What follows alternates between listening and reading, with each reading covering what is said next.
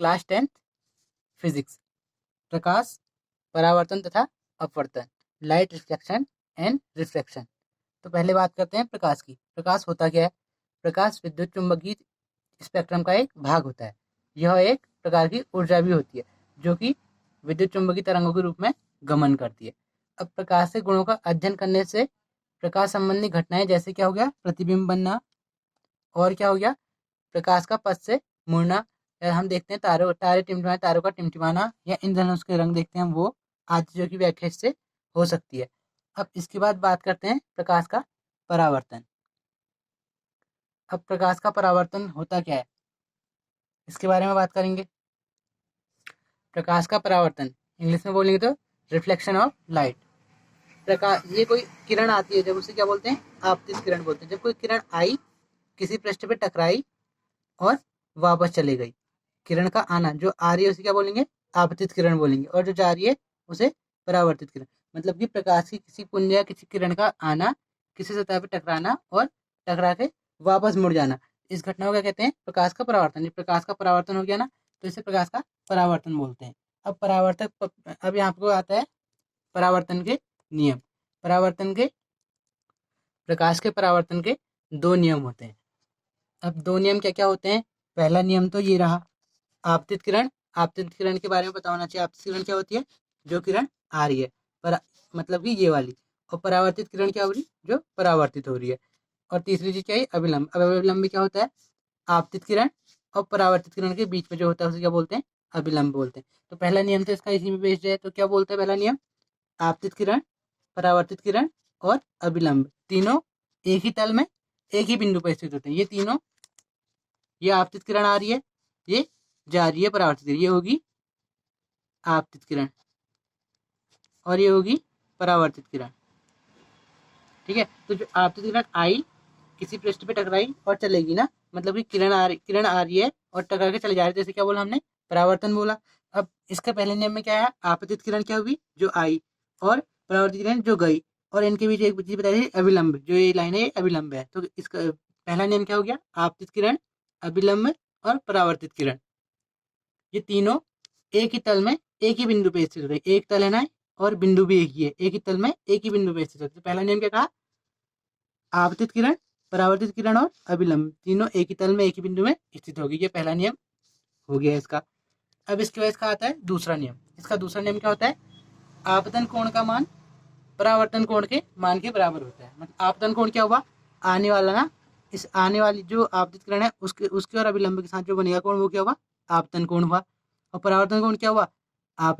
ये जो अभिलंब है, अभिलंब और परावर्तन कोण, अभिलंब और परावर्तित किरण, ये अभिलंब हो गया, ये परावर्तित किरण होगी। अभिलंब और परावर्तित किरण के बीच में जो कोण बनेगा उसे क्या बोलते हैं? परावर्तन कोण बोलते हैं। तो आपतन कोण का मान और परावर्तन कोण का मान बराबर होता है, दूसरा रूल। तो ये क्या हो गया? आपतन कोण किससे क्या हो गया? आई हो गया। परावर्तित कोण क्या हो गया? आर हो गया। तो एंगल आई बराबर एंगल आर, ये हो गया इसका दूसरा नियम। अब इसके बाद अगली चीज आती है इसमें, गोली दर्पण, स्फेरिकल मिरर। ऐसे दर्पण जिनका परावर्तक पृष्ठ गोली होता है, ऐसा दर्पण जिनका परावर्तक पृष्ठ गोली होता है, क्या कहलाते हैं? गोली दर्पण कहलाते हैं। गोली दर्पणों के परावर्तक पृष्ठ किसी गोले के एक भाग के बने होते हैं। ठीक हो गया। अब यहाँ पर को पता होना चाहिए कि परावर्तक क्या होता है। परावर्तक पृष्ठ हमने बोल तो दिया। परावर्तक पृष्ठ होता क्या है? ऐसा पृष्ठ जो किसी चीज को परावर्तित करे, या टकराकर प्रकाश का परावर्तन हो, मतलब कि टकरा के वापस परावर्तन जहाँ पर हुआ वो क्या हुआ? परावर्तक पृष्ठ हुआ। तो गोली दर्पण की परिभाषा क्या बनी? ऐसे दर्पण जिनका परावर्तक पृष्ठ गोली है, गोली दर्पण कहलाते हैं। अब गोली दर्पण है तो किसके भाग होंगे? गोले के एक भाग होते हैं। ठीक हो गया। गोली दर्पण के परावर्तक पृष्ठ किसी गोले के एक भाग के बने होते हैं। ठीक हो गया। इसके बाद अगली चीज आती है दर्पण। दर्पण आप कितने प्रकार के हो गए? दो प्रकार के दर्पण हो गए।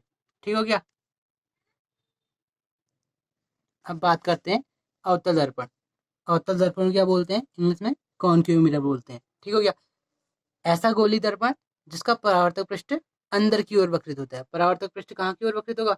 अंदर की ओर वक्रित होगा। जो अंदर की ओर अंदर की ओर वक्रित है उसे क्या बोल दिया? अवतल दर्पण बोल दिया, कॉनकेव मिरर। अवतल दर्पण उत्तल दर्पण में कंफ्यूजन मत करना। अवतल दर्पण क्या होते हैं? ऐसा गोली दर्पण जिसका परावर्तक पृष्ठ अंदर की ओर वक्रित होता है। अंदर की ओर वक्रित होगा उसे क्या बोलेंगे? अवतल दर्पण बोलेंगे। और दूसरा आता है उत्तल दर्पण। उत्तल दर्पण को क्या बोलते हैं? Convex mirror. तो ऐसा गोली दर्पण जिसका परावर्तक पृष्ठ बाहर की ओर वक्रित होता है। बाहर की ओर वक्रित है तो जो बाहर की ओर वक्रित होगा उसे क्या बोलेंगे? उत्तल दर्पण बोलेंगे, इंग्लिश में कॉनकेव मिरर। जो बाहर की ओर होगा उत्तल दर्पण हो गया, और जो अंदर की ओर जिसका परावर्तक पृष्ठ अंदर की ओर वो हो गया अवतल दर्पण। अब इसमें कुछ परिभाषाएं आती हैं। पहली परिभाषा है वक्रता केंद्र, सेंटर ऑफ कर्वेचर। किसी गोली दर्पण का परावर्तक पृष्ठ, परावर्तक पृष्ठ बताया है ना कि किसी गोली दर्पण का परावर्तक पृष्ठ, किसी गोले का क्या होता है? भाग होता है, मतलब कि गोले का एक भाग का बना हुआ माना जाता है। इस गोले का केंद्र क्या कहलाता है? दर्पण का वक्रता केंद्र कहलाता है। अब वक्रता केंद्र की डेफिनेशन क्या होगी यहाँ पर से? पहले तो पता है किसी गोली दर्पण का परावर्तक पृष्ठ किसी गोले का एक भाग का बना हुआ होता है। इस गोले का केंद्र क्या कहलाता है? गोली दर्पण, अर्थात गोले का जो केंद्र है वो क्या कहलाएगा? वक्रता केंद्र कहलाएगा। ठीक है। अब गोले का जो केंद्र होता है इसे किससे निरूपित करते हैं हम? इसे सी से डिनोट करते हैं। जहाँ पर सेंटर ऑफ कर्वेचर है ना, तो इसे किससे दिखाएंगे? सी से दिखाएंगे। इसके बाद अगली चीज आती है ध्रुव। इसे इंग्लिश में पोल बोलते हैं। ठीक है। तो ध्रुव क्या होता है? किसी गोली दर्पण के परावर्तक पृष्ठ का एक केंद्र बिंदु होता है। क्या होता है? किसी गोली दर्पण है उसके परावर्तक पृष्ठ का एक केंद्र बिंदु होता है। उसे क्या बोलते हैं? गोली दर्पण का ध्रुव बोलते हैं। जो ध्रुव होता है इसे किससे डिनोट करते हैं? पी से दिखाते हैं। पोल है ना, पोल, तो इसे किससे दिखाया? पी से डिनोट करा। किसी गोली दर्पण के परावर्तक पृष्ठ का एक केंद्र बिंदु जो है उसे क्या बोलते हैं? गोली दर्पण का ध्रुव बोलते हैं। इसके बाद अगली चीज आती है वक्रता त्रिज्या, रेडियस ऑफ कर्वेचर। इसे ये क्या होती है? गोले की त्रिज्या को गोली दर्पण की वक्रता त्रिज्या कहते हैं। लेकिन अब एक चीज याद रखनी, जहाँ आपको डेफिनेशन लिखी है आपको ये लिखना जरूरी है। क्या लिखना? जो अभी ऊपर लिखा था, किसी गोली दर्पण का परावर्तक पृष्ठ इस गोले का एक भाग होता है, भाग का बना होता है। उसके बाद इस गोले की त्रिज्या को गोली दर्पण की वक्रता त्रिज्या कहते हैं। अब गोली दर्पण में होगा है तो इसे किसे दिखाते हैं? इसे हम आर से दिखाते हैं। आर क्या है यहाँ पर? रेडियस ऑफ कर्वेचर है। ठीक हो गया। इसके बाद बात करते हैं मुख्य अक्ष की। मुख्य अक्ष को क्या बोलते हैं? प्रिंसिपल एक्सिस भी बोलते हैं। ठीक है। किसी गोली दर्पण के ध्रुव तथा वक्रता केंद्र से होकर जाने वाली सीधी रेखा को क्या बोल दिया? गोली दर्पण का मुख्य अक्ष बोल दिया। किस किस से होकर जाने वाली? ध्रुव और वक्रता केंद्र। ध्रुव और वक्रता केंद्र से होकर जाने वाली सीधी रेखा क्या होगी? गोली दर्पण का मुख्य अक्ष हो गया। ठीक है। इसे गोली दर्पण का मुख्य अक्ष कहते हैं। जो कौन सी? जो गोली दर्पण की ध्रुव और वक्रता केंद्र से होकर जाएगी सीधी रेखा। ठीक हो गया। इसके बाद बात करते हैं मुख्य फोकस। अब जो मुख्य फोकस है वो अवतल लेंस के लिए अलग डेफिनेशन में आएगा और उत्तल लेंस के लिए अलग में आएगा। तो पहले अवतल की बात करते हैं। अवतल दर्पण की, सॉरी। अवतल दर्पण में क्या होगा?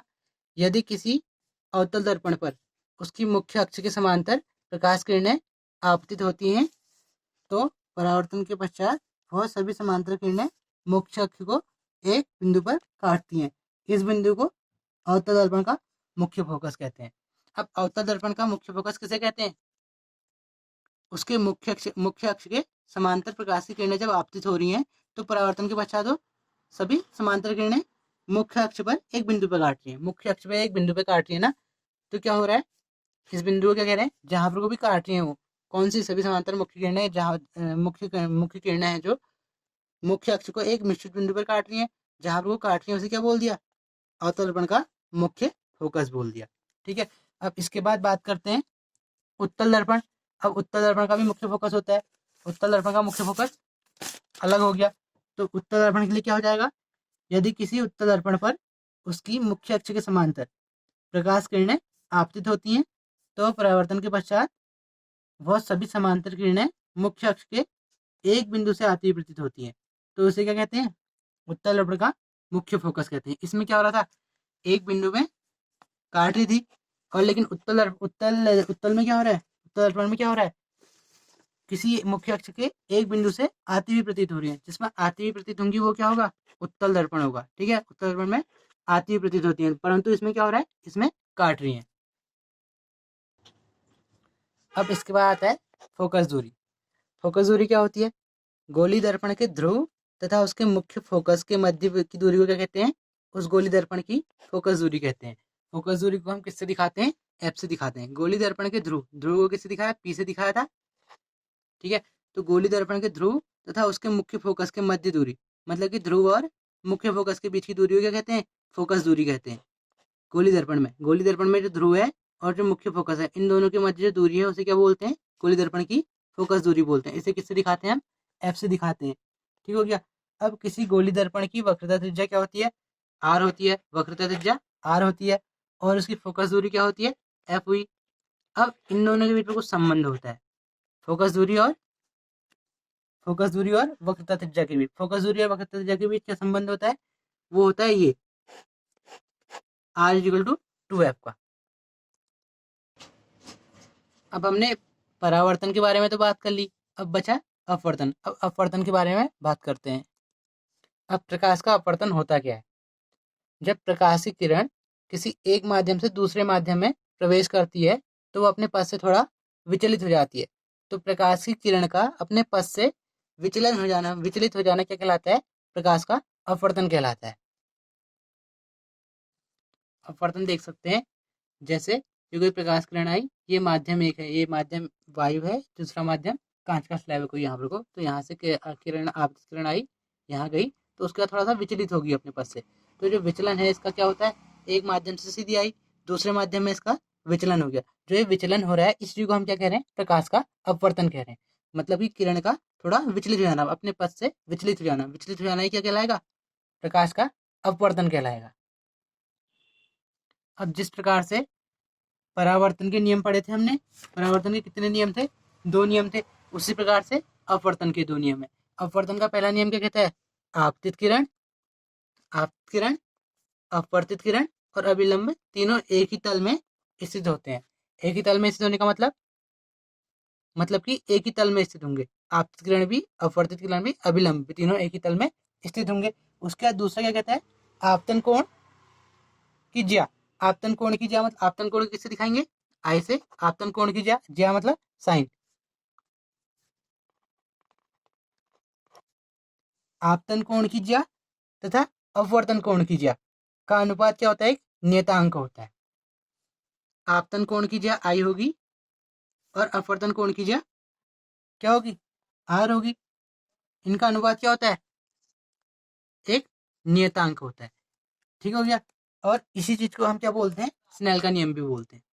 एग्जाम में आता है स्नेल का नियम, तो इसे क्या है वो, आपतन कोण की ज्या और अपवर्तन कोण की ज्या का अनुपात नियतांक होता है। ये क्या है, स्नेल का नियम भी है। अपवर्तन का दूसरा नियम तो है, साथ ही साथ स्नेल का नियम भी से बोलते हैं।